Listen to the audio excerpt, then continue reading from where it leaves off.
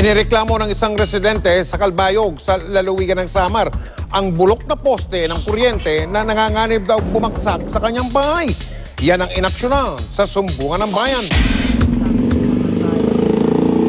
Isang reklamo ang natanggap namin mula sa lungsod ng Calbayog sa lalawigan ng Samar. Gamit ang Facebook, ipinaalam sa amin ng isang residente ng barangay Awang East ang posting ito. Nabubulok na raw at nakabuwal na mula sa kinatitirikan na kanal. Ayon sa 60 anyos na si Elizabeth, nasa tapat lang ito ng kanyang bahay. Ang kinakatakutan po namin kasi baka po matumba yung poste at saka yung bahay ko matumbahan, wala akong panggawa o kaya may tao na madaganan. Inilapit niya raw ito sa Samelco o Samar Electric Cooperative na siyang nagtayo ng poste pero hindi raw agad umaksyon ang naturang ahensya. Ng aming tawagan, kumilos ang Samelco at inayos ang poste. Yung poste po nabubulok, bali pinalitan na po namin ng baka, yung steel pole po.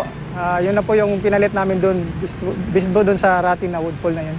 Nawala ang pangamba ni Elizabeth at ng kanyang mga kapitbahay. Ang message ko pa sa sumbungan ng bayan, malaking pagpasalamat ko na inaksyonan talaga. Kasi yung mga Samelco, hindi nila binabaliwala lang yung reklamo. Kaya napapasalamat ako sa GMA na tinulungan po kami.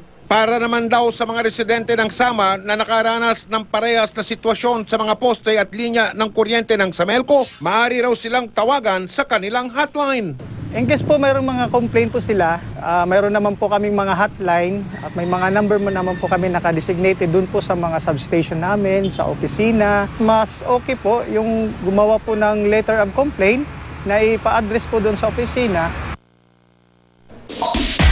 Yan o, kung may alam kayong katiwalian o reklamo, ipaalam nyo sa sumbungan ng bayan. Sa mga tiwali dyan, sa mga kawatan, sa mga mapagsamantala, ito ang tandaan ninyo. Hindi namin kayo tatantanan.